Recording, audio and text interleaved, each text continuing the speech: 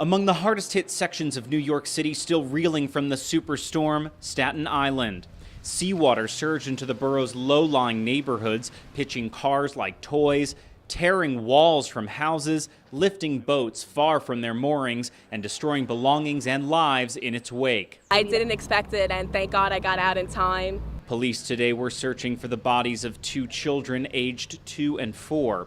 A detective told us their mother was attempting to flee the storm in this car when her children were torn from her arms and swept into this swamp. I was devastated. Never seen nothing like this. Only on TV from other states. Never nothing like this in New York City. Come down here. This man took us into his house. He showed us how the surge swept into his basement, crushing appliances and furniture against the back wall of his home. It's been 2 days and streets here are still flooded with water, cars and debris block roadways, and power is only returning sporadically.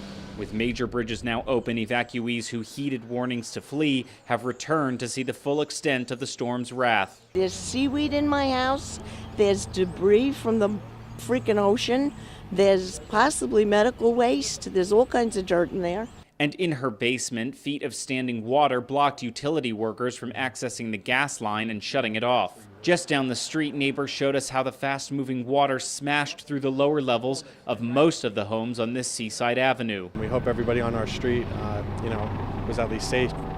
We thank God for watching over them, but other than that, it's just a complete devastation. But not everyone chose to evacuate.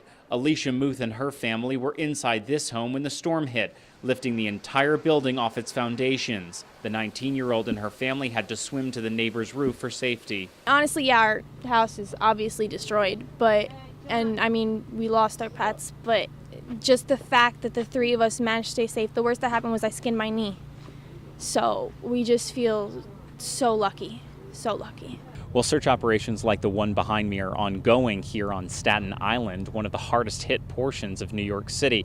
And while in other quarters of town, people are starting to get back to their daily routine, it's going to be a long time before things feel normal here again. Stephen Fee, Channel News Asia, New York.